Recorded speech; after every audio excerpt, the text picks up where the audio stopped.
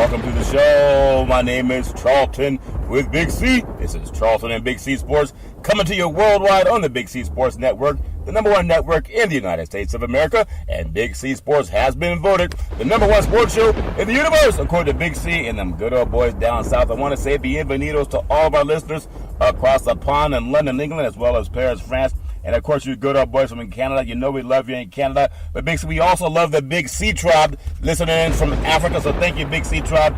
Also, Big C, there's no one we love more than you good old boys down south in the land of the free and the home of the brave. Big C, how's it going for you good old boys? Charlton, everything is beautiful down here in the southern world. You know, everything is hot as well. We had a lot of rain coming in lately and everything. But after this weekend of football, we were just blown away with excitement and looking forward to relaxing the rest of the week. Oh, relax. I didn't know you good old boys like to relax, Big C. I thought it was always Alabama football like 24 hours a day, 7 days a week. You don't want to get Nick Saban mad at you. You don't want to get Nick Saban mad at you good old boys. I do want to say today is it is October the 23rd, 2017, in the land of the free and the home of the brave. My goodness, talk about some great things happening in the world of sports. We've had blowout college football games. We've had 3 NFL teams that couldn't even score, Big C. And we've had some quarterbacks with some broken body parts. And at the same time, the World Series starts tomorrow. But, Big C, let me ask you, what's on the top of your mind as far as what you saw over the weekend, Big C?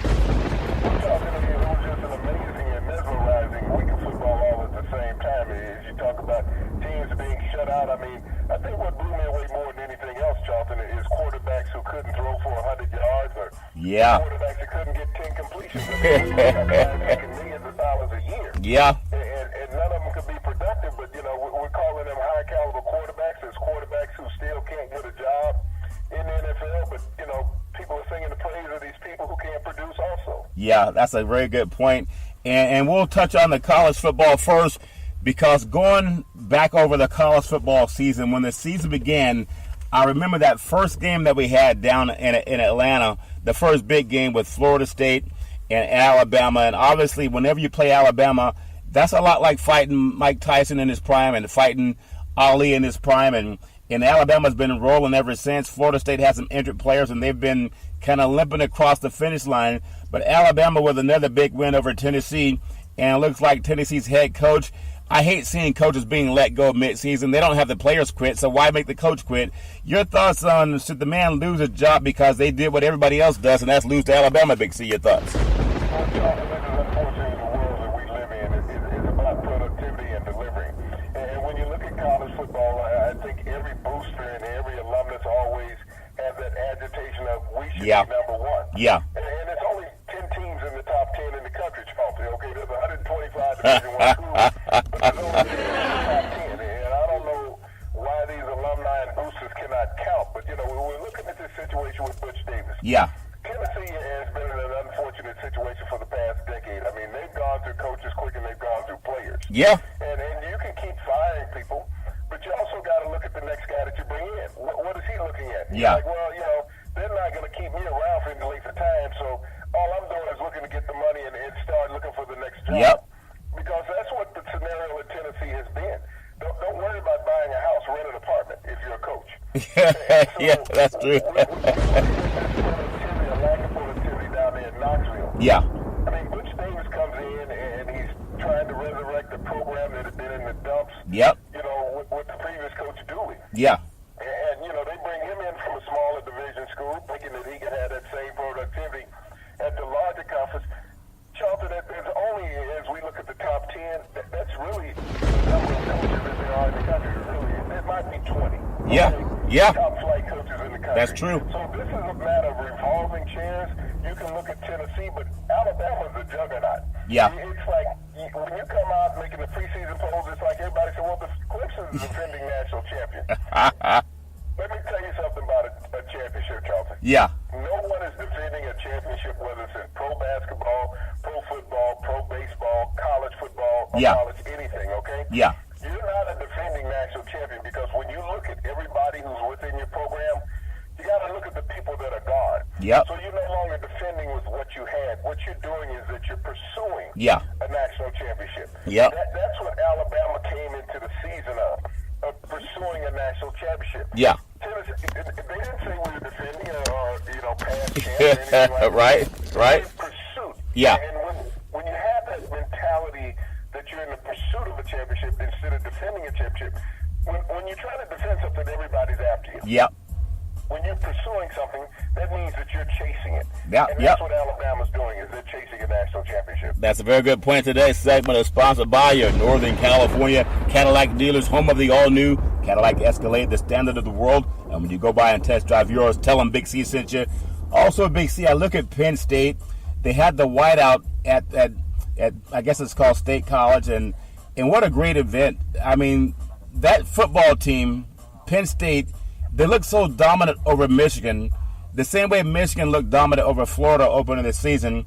And I look at Penn State, and they're up there, and they're in the Big Ten country. As you say, 19 schools. What do they have, 19 schools, Big C, up in the Big Ten now? That's a lot. I don't have Yeah, math is not the priority in the Big Ten Conference, but Penn State with a dominant win over Michigan, and their running back looks every bit the All-American that we thought he would be.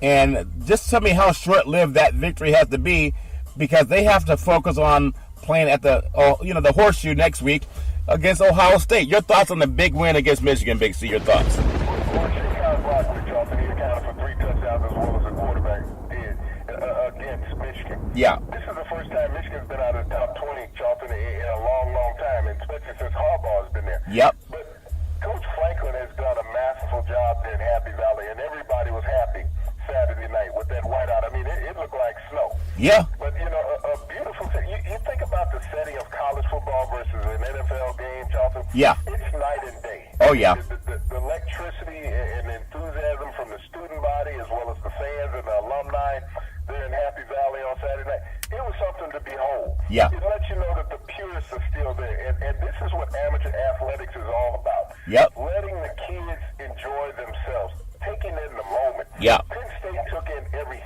second against Michigan. Okay? Yep. They dominated from the opening kickoff. Barkley, I believe, had the 69-yard run in the first quarter. Yeah. And they never looked back. When you think about that, Jonathan, he accelerated through Michigan's secondary. Yeah. So when you talk about a team with speed, this is what Penn State possesses. I mean, when you look at their uniforms, you say, oh, they're dull. But you look at the two of the top 3 performing teams in the country. Yeah. And look at the blandness of their uniforms. Their uniforms have not changed, Charlton, in the past 40, 50 years. Yeah. You look at Penn State and you look at Alabama. Yeah. There's something synonymous about those two programs. They have head coaches, Charlton, that are grounded.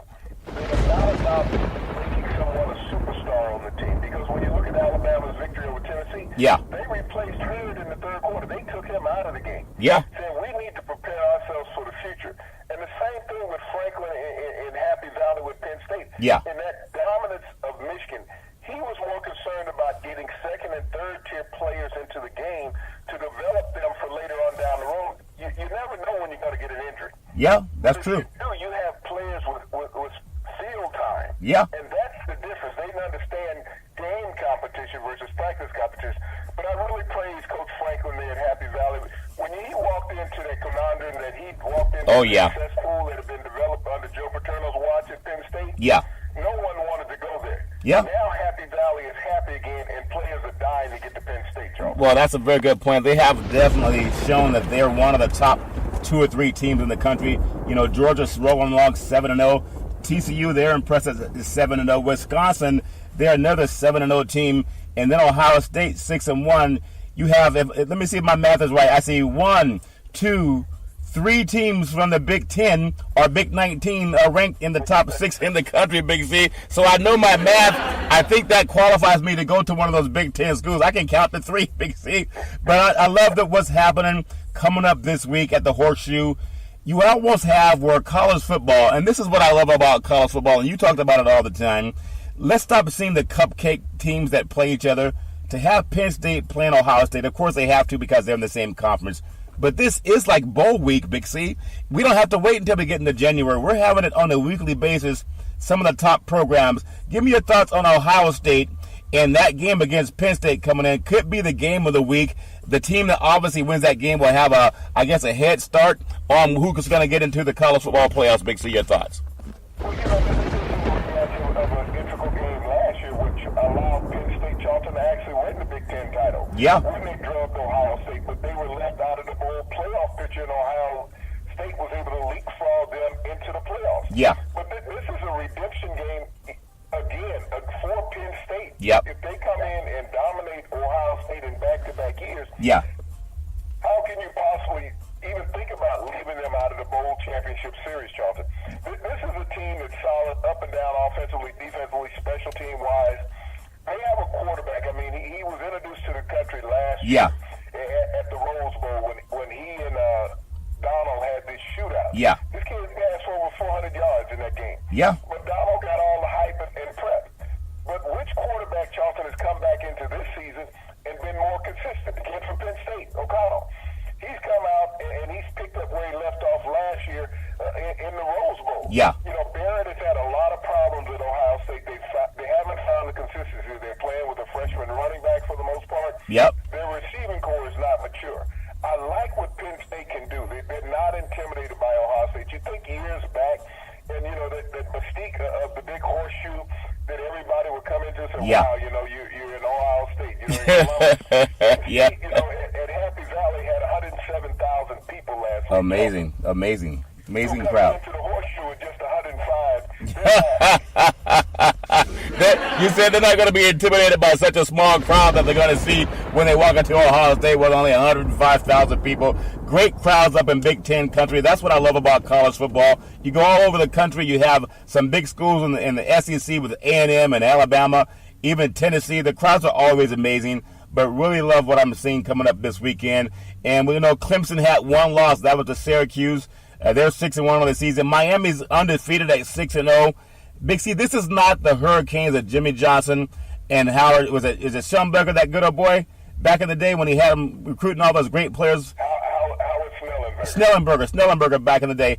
And it's not that type of talent yet, but they are building something. The difference between this Miami team and those teams back in the day were talent. They were more talented. But also the Orange Bowl had more of an electric crowd. Even though they would have about 70,000 fans in there, it was loud, it was vocal, and it was more of a college atmosphere. Now they're up there playing at is it the Hard Rock Cafe or the Hard Rock Stadium? They're going to get about 45,000, 50,000 people, Big C. Your thoughts?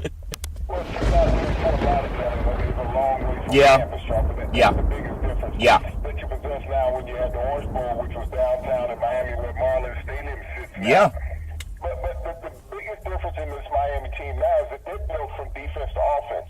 When Schnellenberger came in and followed up by Jimmy Johnson, they went from offense to defense. Yeah.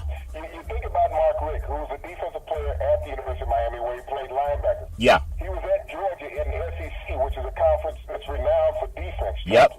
So he brought that same tough mentality. Let's build a defense because if they can't score on us, then we potentially can beat them. Yep. The offense has been a little behind the defense there. But, Charlton, they're getting enough points, and the special teams also have been putting the offense in great field position. Yeah. This is what you do. You know, you play smash mouth football, which is something that Miami hadn't been used to over the years. But when you look at a team that can win, and as it comes later in the year, and you look at some of the sloppy conditions that they've had down there in Fort Lauderdale, Miami area, at the Hard Rock Joe Robbie Stadium, whatever it is, it's been quite sloppy with the rain.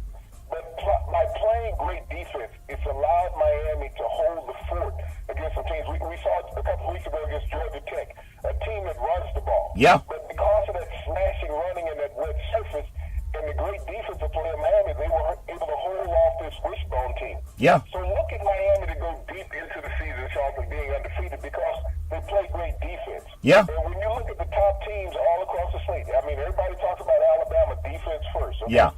That's the first thing they say. Penn State, they're talking defense. Urban Meyer's always been known as a defensive guru. Yeah. Whether he was at Florida State, Utah, now even at Ohio State.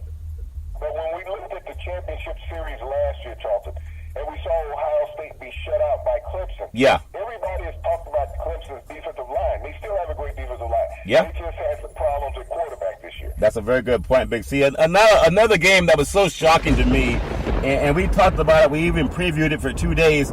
We had the USC and the Notre Dame game, and we talked about Southern Cal going across the country with a quarterback that should probably spend his next 2 seasons at USC as opposed to getting into the NFL draft. If you're all the prognosticators, and I want to call you out on this and give you credit for it because you said it first.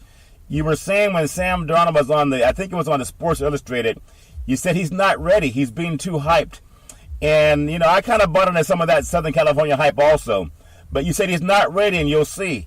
And I think your words have come to prophetic. And I know a lot of guys like Mache and some of these other guys that say he's a can't-miss first-round NFL draft pick. They're not saying that anymore. But, Big C, you were saying that back in August, that he was not ready. And so, again, I thank you for your kudos and knowing the game very well, not to have to change your chain of thought, 6 months after the season or 6 weeks into the season.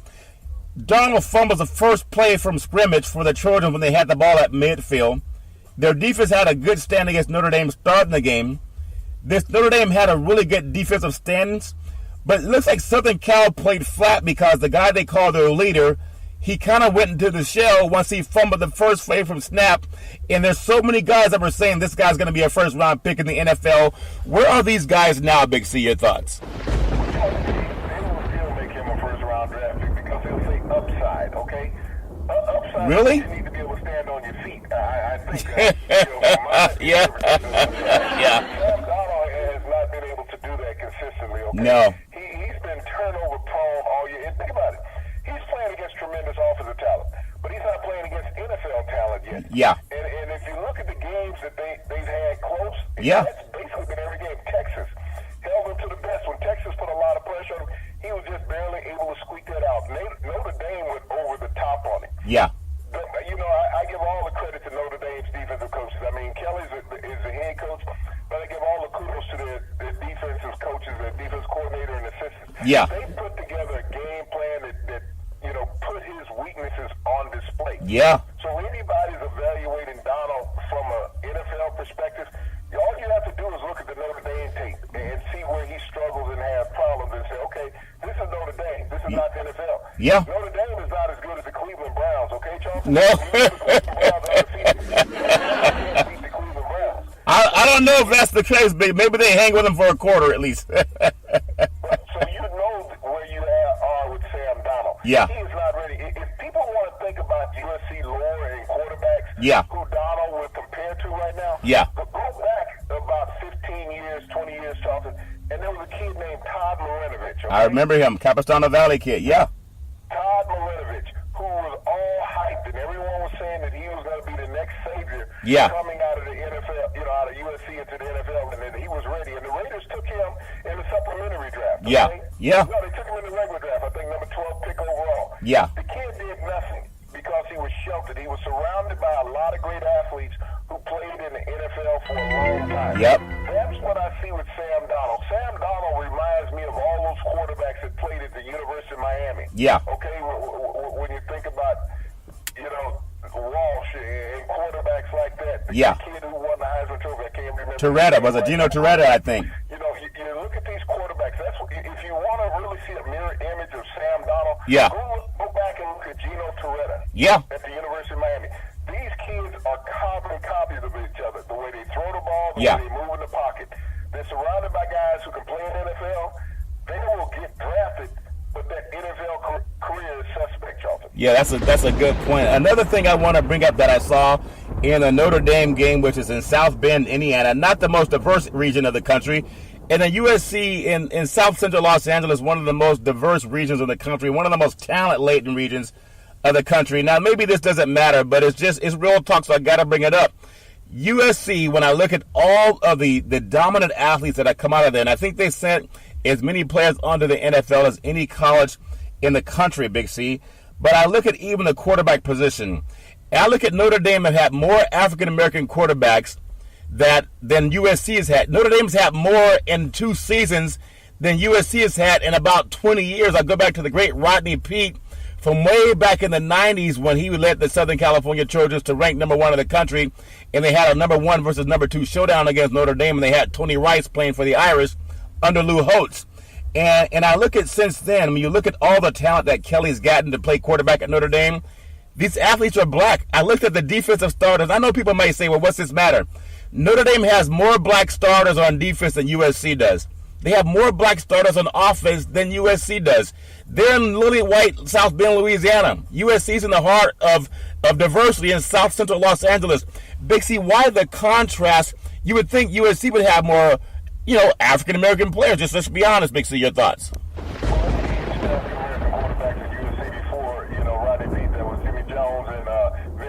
Yeah. Evans went on to have an 18-year career in the NFL. Yeah. But when you look at Notre Dame, their last 4 quarterbacks have been African-American, Charlton. Yeah. And, you think about it, one of them Golston took them to the national championship Yep. game against, I think, Alabama. Something like that. Yeah.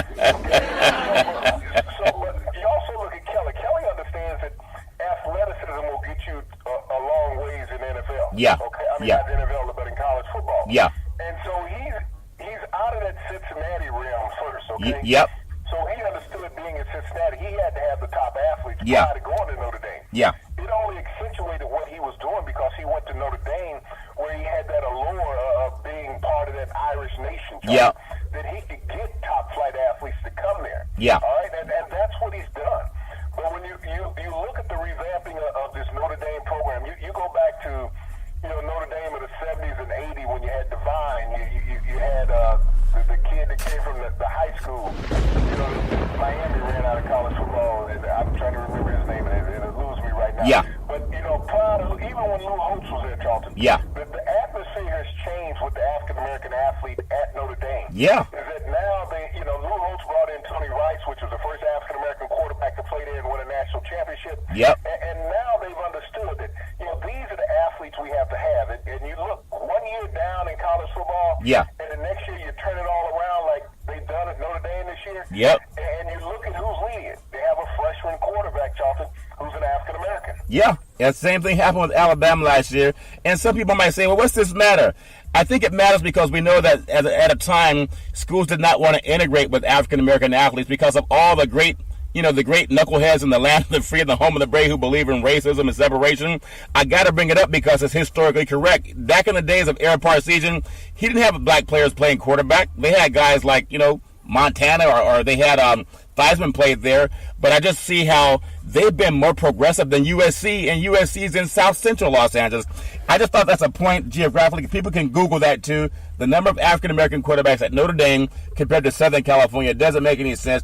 But also, congratulations, Notre Dame. Very big win. Oklahoma, they're still kind of skating by the skin of their teeth. Not really impressed with Oklahoma. I know that they're going to be there in the thick of things in their conference, but I'm not looking for them to get into the playoff. Washington, they're ranked number 11. Virginia Tech's coming in at 12. North Carolina State plays Notre Dame this week, and then Washington State's back on the map at number 14. And then also you have Michigan State, South Florida under Charlie Strong, University of Central Florida, Stanford under David Shaw, USC falls down to number 21, West Virginia, LSU, Memphis, and Iowa State. So a lot of good college football. Big C, I do want to take the time to say congratulations, Jeff Tedford, back at the helm at Fresno State.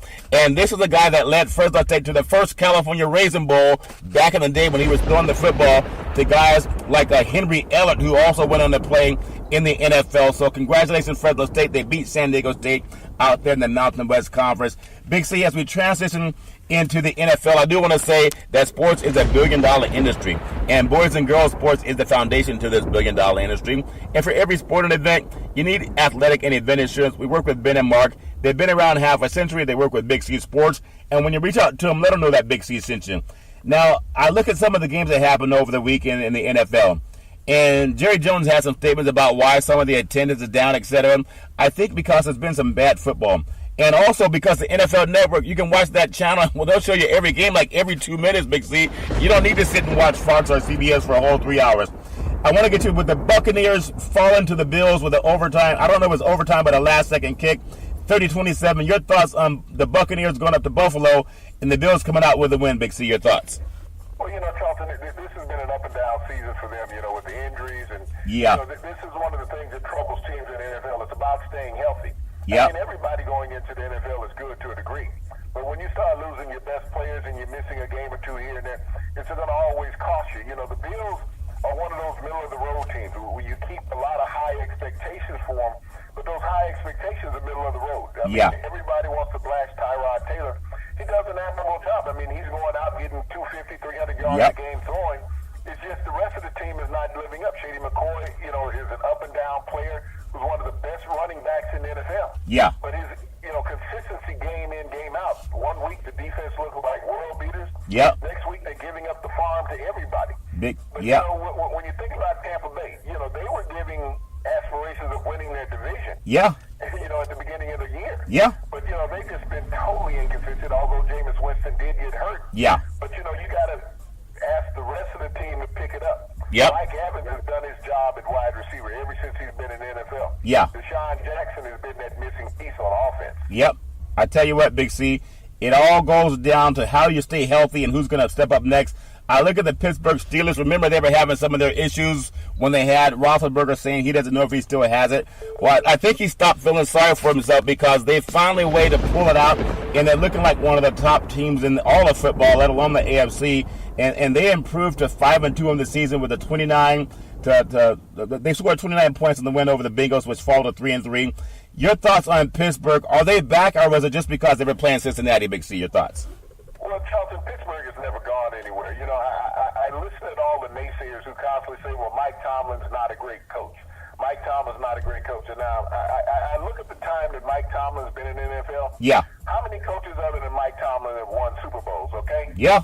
So when they say he's not a great coach, I think he's been there. He's the third winningest active coach right now in the NFL. If he's not great, there's only at least Belichick and Reed. So, when we sit there and see he's not a great coach, I mean, he takes all the blasphemy from the media. Yeah. That Pittsburgh has and problems. But he's the perfect CEO to have on a professional team, Charlton. Yeah. Because he's that calming force. Yep. He's not that Pittsburgh guy with the media that you want. He comes out and he's animated and he's stern about what he says. Yeah. But and his players. Yep. He backs his players. He's going to fight for them. Yeah. And so people they think that Mike Tomlin's rigid because he does that. Yeah. Because I'm happy to be here. Yeah. Hell, I earned being here. Yeah. Look at some of these coaches who can't win. Yep. And people give them a pass. Yeah. But Mike Tomlin has the Steelers in the place that they always are.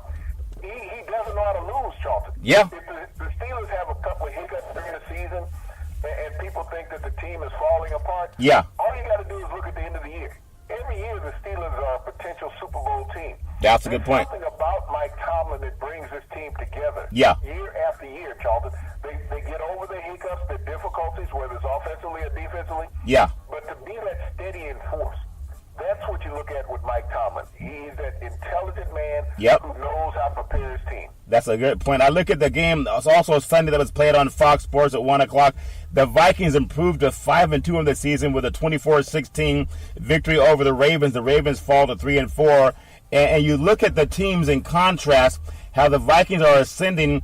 I don't know what's going on with the Ravens and Flacco. I don't know if he's injured or what it is, but the Vikings got that win. Your thoughts on the Vikings getting that win against the Ravens that a lot of people thought were going to turn things around this season, Big C? Your thoughts? Joe Flacco, the guy that completely Yeah. Yeah. Oh, my goodness.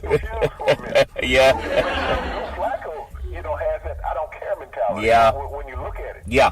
It's like, you want some enthusiasm. I mean, when you see your quarterback at the post-game press conference, I look at the media, how they malign Cam Newton. Yeah. When the Panthers lose. I mean, everybody has found every fault with Cam Newton that you can find. Okay? Yeah. And some of it deservedly, some of it not deservedly. Right. But, that mentality that you have no passion. At least I see that with Cam Newton. I see passion. I see Joe Flacco standing there, and I'm wondering if he's on OxyContin. That's what I'm wondering. Because this guy has a glassy look like, hey, we got some things. He doesn't care. He can't believe they're paying him. What we need to fix is cut your salary. Yeah. Okay, we only going to pay you, $500,000 a game, $10 million a game. Yeah. Maybe that'll motivate him, to say, hey, you want the rest, get it in incentives. But here's a guy that, was in the Super Bowl and won a Super Bowl against Colin Kaepernick 4 or 5 years ago. Okay? Yeah. He's still in the NFL. Colin Kaepernick's not in the NFL. Look at Joe Flacco's touchdown to interception ratio. Yeah. But here's a guy, his contract is $126 million. Ouch. Okay? $126 million. For 10 passes? He completed 10 passes against the Minnesota Vikings. Yeah. That's funny when you bring that up. for 10 passes. And, of course, we wish everybody well, but sometimes this great comedian back in the day, Arsenio Hall, used to always go, It does make you go, when somebody's getting that kind of money to complete 10 passes. I look at the Bears in their upset win over the Carolina Panthers. And that game was Sunday on CBS Sports. And they had Iron Eagle doing the play-by-play with Dan Faust and even Westbourne. And the Bears did what no one thought they could do. They won a game without scoring an offensive touchdown, 17-3 over the Panthers. What's going on with that, Big C? Your thoughts? This goes back to the archaic days of the NFL when they talked about 3 yards and a cloud. Yeah. This was as pathetic of a game as you want to see. Yeah. I mean, the Carolina Panthers looked like dogs in the game. Yep. But there was even a bigger dog that won. You think about it. You know, I go back to Doug Maroney when they asked him, this is the head coach of the Jacksonville Jaguars. Yeah. What would be his ideal season? He said, to have our quarterback not throw a pass. Now, Mitch Trubisky, for the second time in the NFL, has completed less than 10 passes in a game. Yeah. He threw 7 passes in this game, Charlton. Wow. And only completed 4. 4 completions. You think about it. An NFL team with only 4 completions and win. Yeah. Not only that, but even more astounding, Charlton, they only ran 33 offensive plays. Wow. 33 offensive plays in this game, and they win. I mean, you got to praise the Bears for finding a way to win. They scored 2 defensive touchdowns. Yeah. But Cam Newton was hit. If you go back to the opening game last year on Monday night when the Carolina Panthers played Denver. Yeah. Cam Newton got no protection from his offensive line. No. Okay? No. We talk about the abuse of women in the United States, Charlton, and I'm not using this as a paraphrase. Right. But Cam Newton is being abused. I Yeah. mean, when you talk about you got to find some hope, there's 2 offensive lines right now in the NFL that I would cut both of them. Period. All 5 guys have to be cut. Yeah. That's the Carolina Panthers and the Indianapolis Colts, Charlton. Yeah. I tell you, Big C, when you think about some of the issues going on in the world of sports, and this is not even about Kaepernick, it's about how many guys can get away with stealing money. They're stealing money, and they can steal it so bad you could have 6 completions in a game, and you don't even get benched. I mean, you can have 6 completions, and you know how when you play baseball, if you're not getting across the strike zone and you're starting to walk players and give up home runs, that manager will come right out of the dugout, and what will he do? He'll call for the guy in the bullpen to come up. He got the fish look ready, and the NFL, yeah, they got it ready, and the NFL has come to the point now. You can have 6 completions in an NFL game, and you don't even have to set the pine for even a series to see if this next guy can do a little bit better. I want to go to Cleveland Browns there. They're 0-7. They lost to the Tennessee Titans, who are now 4-3, and the Titans won that game 12-9 at Cleveland. That game was Sunday on CBS Sports with Spiro Davis and Adam Archuleta.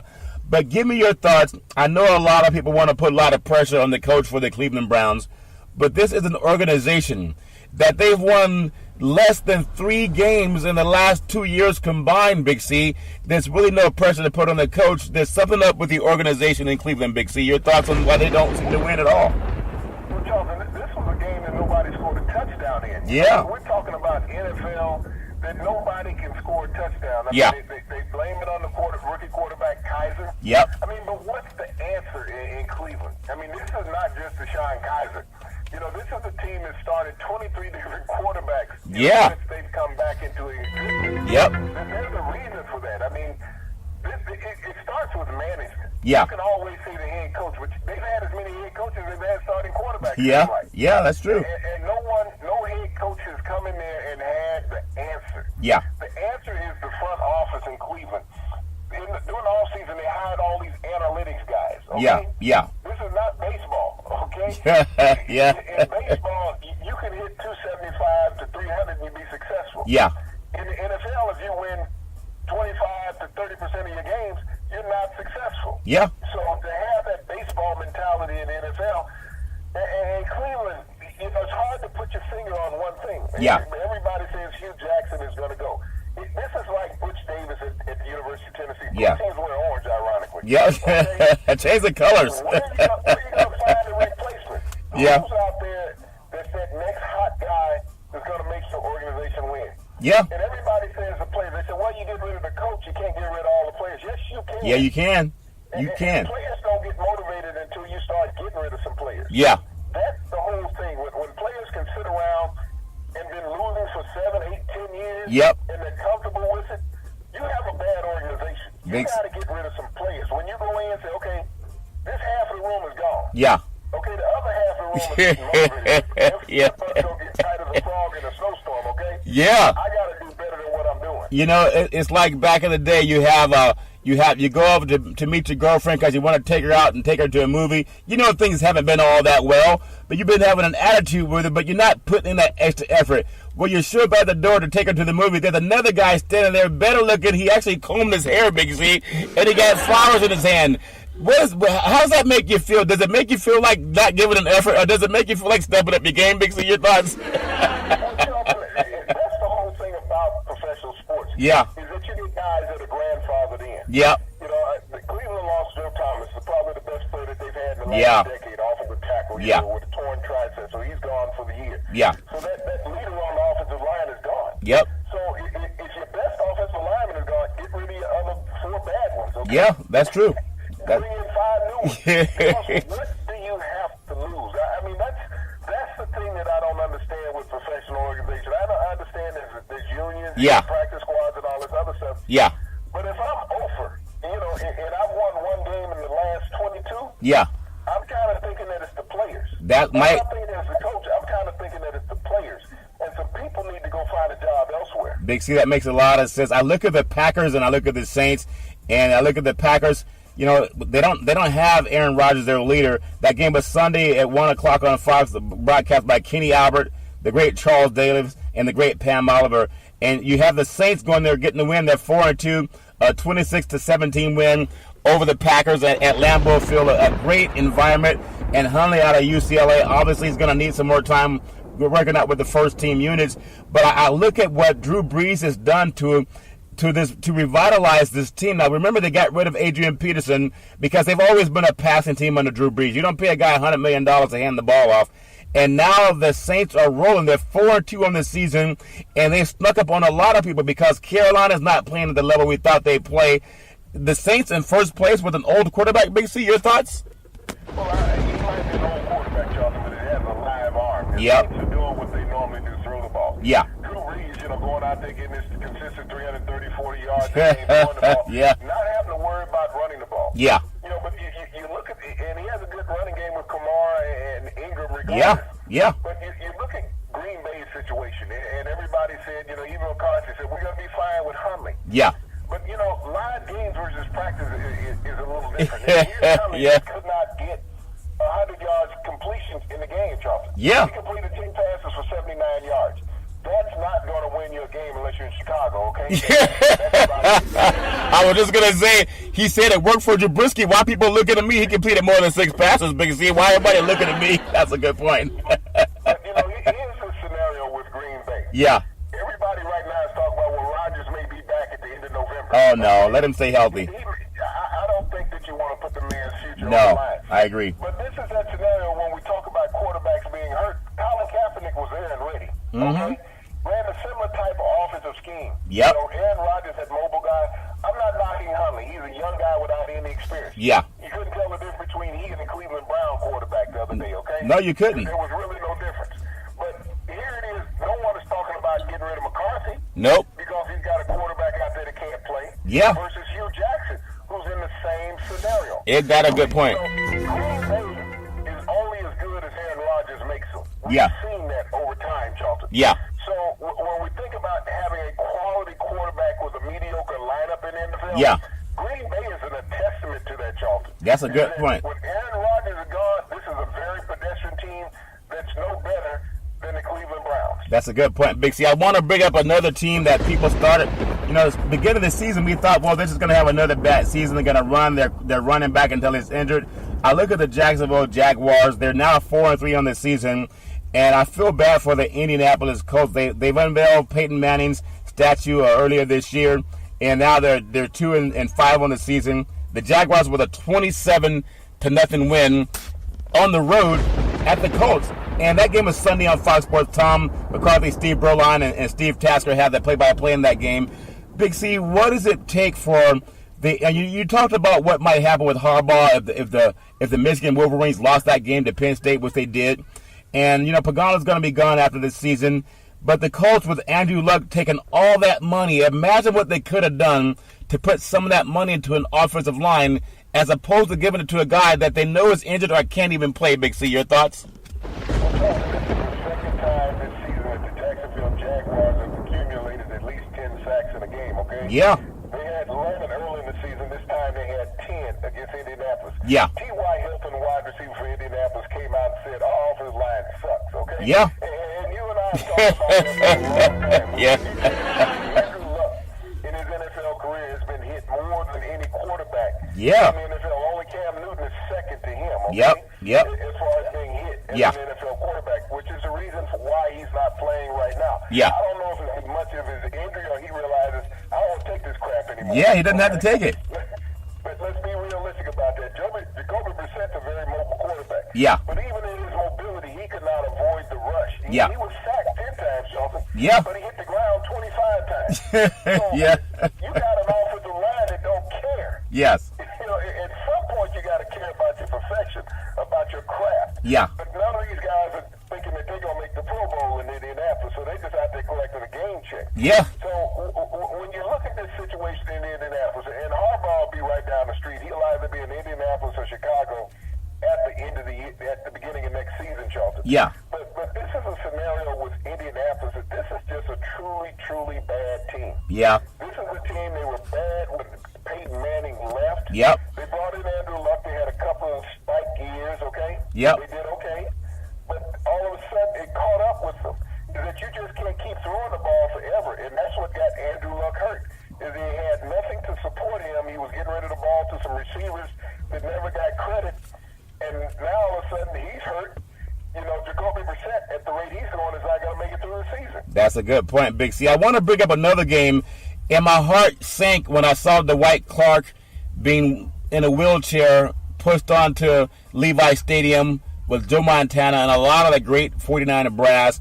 The Barlow was there, and I knew he had some health issues, but you got to live every day. The Cowboys, they go to 3-3 on the season. And with a 40-10 win over the 49ers, who are now 0-7, their last win came when they had Colin Kaepernick. And that game was Sunday at 4:05 on Fox Sports. And Tom Brenneman, Troy Aikman, and Aaron Andrews. But Dwight Clark had the catch in San Francisco back in the day at Candlestick Park. And now to see him in a chair, just shows you can't take anything for granted. He was a gladiator for the 49ers. I think he was drafted out of Clemson. And when Bill Walsh went back to get him, he wasn't looking for him. They just needed someone to catch passes, and so Walsh took a chance with him, and the history was made. But what even more disappointing is seeing how it looks like the 49ers laid it down, and you talked about it last week, and I never really thought the NFL teams would quit. I don't know if you're that bad that you could lose an NFL game by the score of 40-0, no matter who you're playing. But they lost 40-10, so they did put 10 points on the board.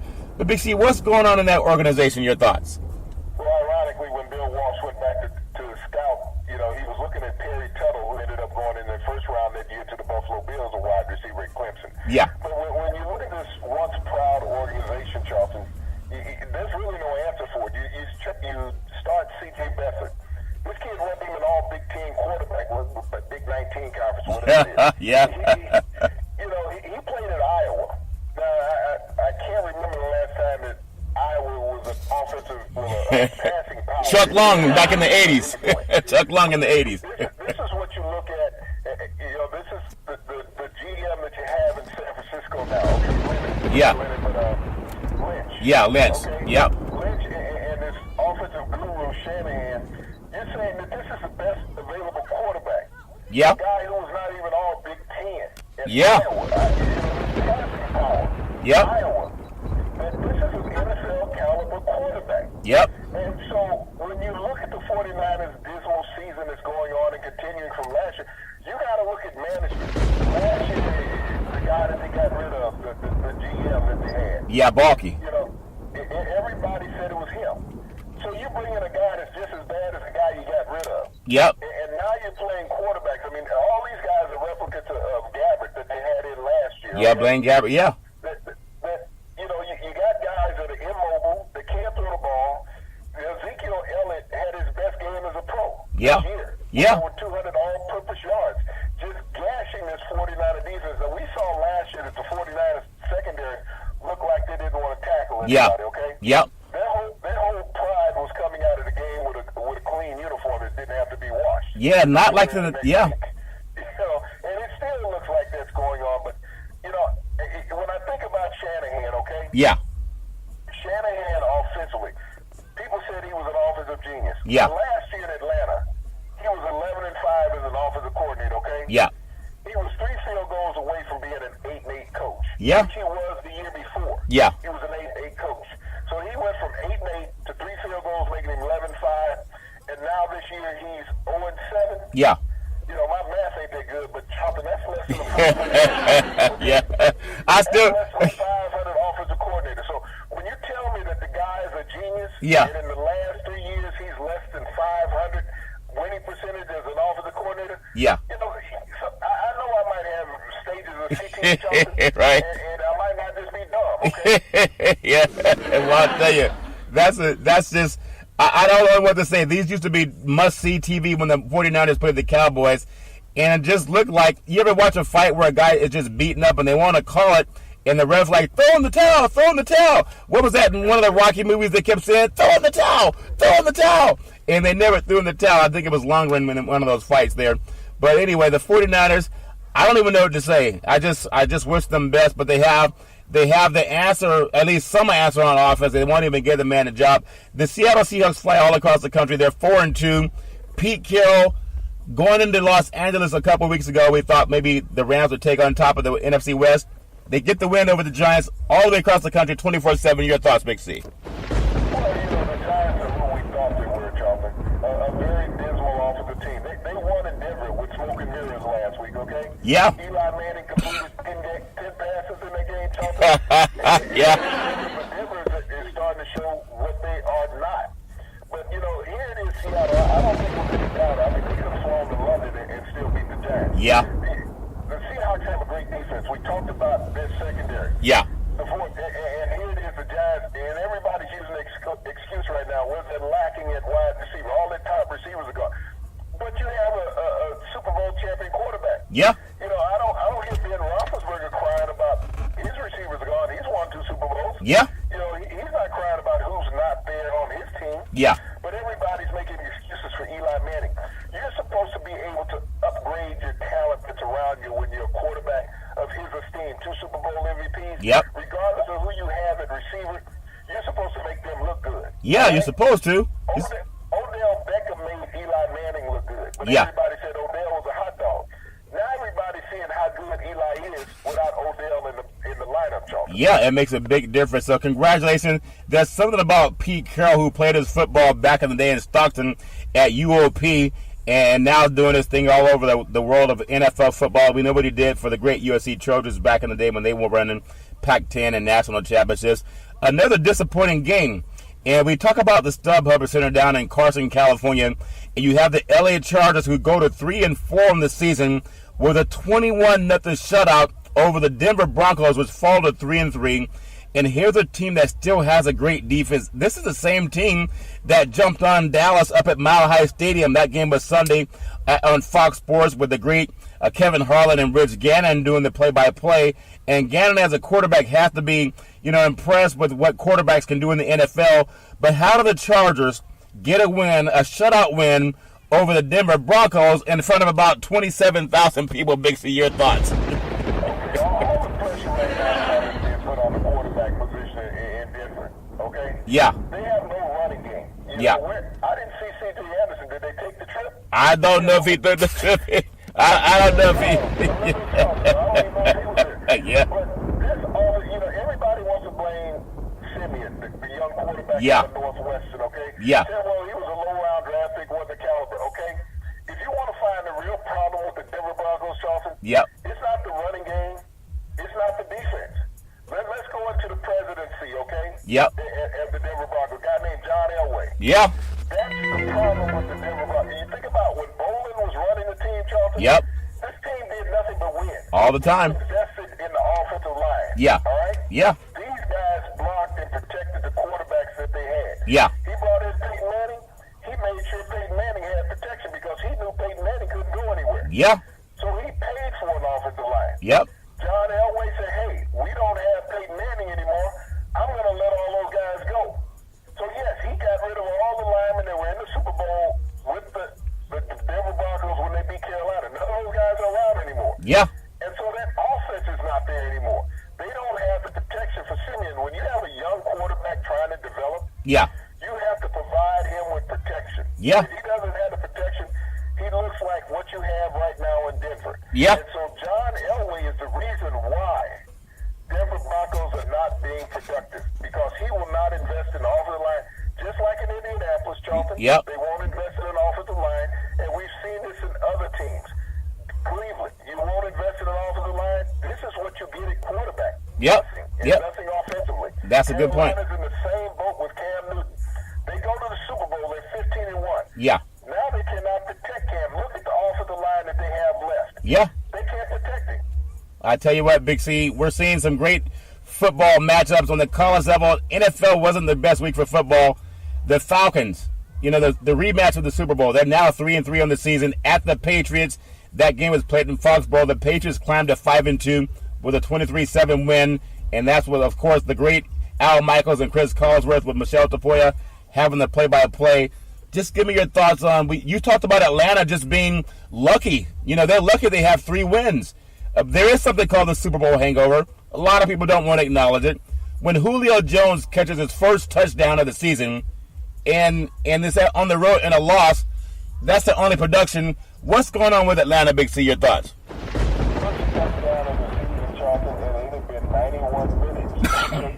Yeah. They had scored a touchdown. It's been 91 minutes since the Falcons had scored a touchdown when they scored in the fourth quarter. Yeah. You say Super Bowl hangover, Charlton. Yeah. Let me take you back a little further than Super Bowl hangover, okay? Yeah. Can we say national championship hangover? Yeah. All right. Who's the offensive coordinator in Atlanta? I'm not sure. Yeah. Oh, sorry. Okay.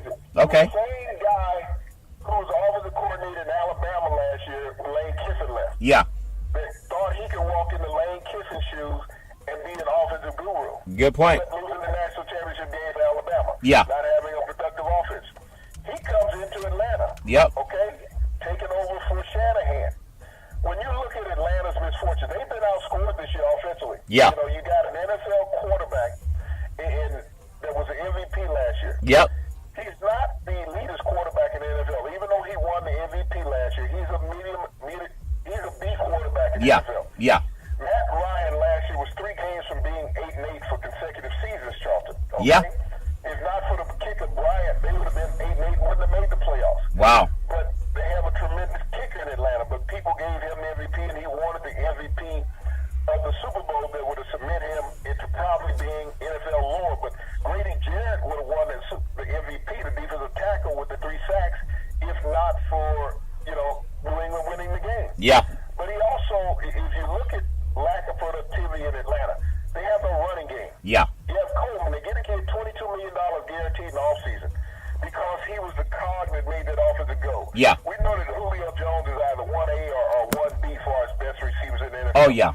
But you still got to have a running game. Yeah. And when you look at, the 2 running backs. Freeman's one of them. Yep. Yep. Freeman and Coleman. Yeah. Freeman, this guy is phenomenal, but they won't give him the ball. You got to hand it to him, though. For some reason, has it in for Freeman. I'm not giving him the ball because he'll be the star.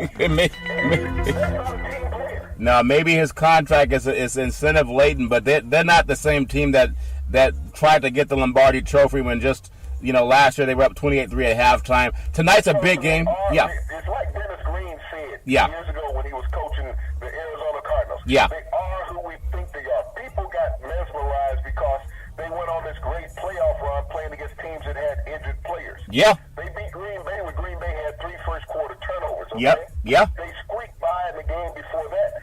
But Atlanta is not that good of a team. They're 3-3, and they're 2 plays away from being 1-5. Wow, that's amazing. 2 plays away from being 1-5. Yeah, that's amazing. A team that was just in the Super Bowl last year. Tonight's game, the Washington Redskins come in with a lot of hype. They're 3-2 on the season. They're at the Eagles 4-2. Of course, that game started just recently. We have ESPN, Sean McDonough, John McGrudon, and Lisa Salters doing the play-by-play. Give me your thoughts on a game that's going to really maybe set the tide in the NFC East. Even though I still think Dallas, no matter what happens with Ezekiel Elliott, I think Dallas will find a way to be there in the end. New York is going to fall off the map. I don't know what happened to the Giants. But the Eagles at home versus the Redskins, the Eagles tend to boo their own team sometimes, Big C. Your thoughts on this game tonight? Dallas will be relevant in the end, but this is the situation tonight, Charlton. You got a quarterback in Kirk Cousins. Yeah. Whose 1-year contract is worth what Carson Wentz's 4-year contract is, Yep. okay? Yep. That's what it's worth. Yep. Carson Wentz right now has all the weapons in the world around him at receiver and running back. Yeah. Kirk Cousins lost all of his weapons because the team wanted to give Kirk Cousins all More the money. They didn't want to play Garcon and Jackson. Yep. So they said, let him win then. Yeah. And so this is the scenario. Philadelphia wins tonight. They dominate the East the rest of the way because they win tonight, Charlton. They can be easily 8-1 by the time they face the Cowboys again. Yeah. They got the 49ers on the ledger along with a couple other weak teams, Charlton. That's a good point, Okay? Big C. That's where they are right now. This is a game for Kirk Cousins. This is basically, he's playing for his career in next season. Yeah. He has to find a way to beat the Philadelphia Eagles. Well, Philly. that's a big. And this is a game that's been a team that's been playing tremendous defense. Yeah. Cousins has been inconsistent. The running game hasn't been all there. Now they played well the last Monday night. I think they beat up this team in silver and black. I can't remember. Yeah, the Raiders. Yeah. They left it on the coast before they went back to DC. Yeah. So we know that the Skins can play Monday night football. Yeah. But if Carson wins this game, Charlton, the Eagles will easily be 14-2 at the end of the season. That's a good point, Big C. I just want to transition before we close. I want to congratulate, obviously, the Los Angeles Dodgers for already clinching their spot into the World Series, and then also the Houston Astros for knocking down the Yankees in the Game 7 of all games. I thought it started out great, but you just got to credit Houston for having the better team. They were a better team than the Yankees. The Yankees still, maybe a year away. I still wanted to see that East Coast, West Coast series, but congratulations to the Houston Astros. The Dodgers started playing baseball in LA in 1958. Big C, these World Series tickets starting about $3,164. I guess they couldn't sell them for $3,165, but they sell them $3,164 for the average ticket. Your thought, Kershaw, Verlander, they start tomorrow night. Big C, your thoughts? This could be the highest, rated World Series of all time, but it's something that's greatly needed for the Houston area. Yeah. With all the hardship that they've gone through, and you think about the dry times for 29 years in Los Angeles. Yeah. One of the baseball hotbeds of the country. Oh, yeah. This is something. This is when you look at it. This is what professional championships should be about. Yeah. The two best teams over the season, and both of these teams have proven that. Houston was the best team in the American League. The Dodgers was the best team in the National League. Yeah. And now they get to face off, Charlton. Two completely different atmospheres, a dome stadium versus an open-air stadium. Yeah. And you talk about the temperature in both of those cities, Charlton, is very heated for this time of the year. Yeah. So this should be a great series. We have some tremendous players. Everybody's peaking at the right time, being hot. So look for some high-scoring games here in this World Series, Charlton. I'm all excited about it. This is what we live for.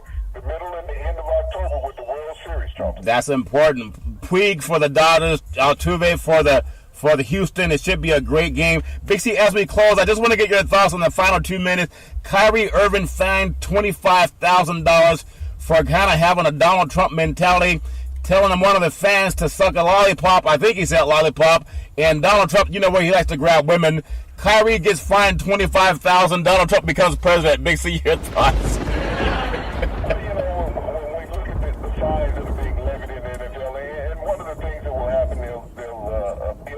Yeah. You think about Steph Curry was fined $50,000 for hurling a mouthpiece. Yeah. If you're going to fine him $50,000, at least let him hit the referee with the mouthpiece. So I like what Adam Silver does, trying to police the league. Yeah. Sometimes we get a little outlandish. Oh, yeah. As far as, thinking that you can scold these players and that they shouldn't have emotions. Yep. You do. Because when we have these officials that make some atrocious calls, yeah, and you allow these fans to say the things that they do to the players, and they do. We saw that in baseball with the Boston Red Sox. Okay? Yeah. When the outfielder was taking all the racial epithets and slurs thrown at him. Yeah. And we know that from the city of Boston. So sports fans do this. They get heated. Yeah. And they say these things, and you're saying to the player, don't be human. You should accept that because yeah, you play the game. I think about what Jackie Robinson went through, and they never fined the fans then. Now they want to fine a player for saying something stupid, but come on. There's a lot more things in the world. Big C, back in the day, there was a man by the name of Drew Bondini Brown. He was Muhammad Ali's right-hand man. He would always tell Ali, with all you got to use, how can you lose? Rumble, young men, rumble. Big C, what are you looking forward to in the sports universe? Well, Charlton, I'm looking to see what the Phoenix Suns can do as far as turning around their season in the NBA. They got rid of their coach, Earl Watson, today. Yeah. In the first 3 games of the season, Charlton, this team has a negative 92-point differential. Yeah. Okay? Is it the players or is it the coach? You got a young lineup, and you don't have any veteran leadership. So I'm seeing what the Phoenix Suns do as far as a coach. Yeah. And as far as bringing in some veteran leadership. Yep. Obviously, we're looking forward to a lot of great things. Should be a great week of sports. And you can always follow it every Monday through Friday at 5 and 6 p.m. worldwide. Follow Big C Sports on the Big C Sports Network. We're on the #1 network in the United States of America. And Big C Sports has been voted the #1 sports show in the universe, according to Big C and them good old boys down south. We always want to tell you there's never, ever any excuse for domestic violence. If you know any woman going through that garbage, please call 911, because no woman should have to go through that garbage all on her own. And that's what we tell you on every Big C Sports show. We thank you, we appreciate you, and we hope that you have a super fantastic day.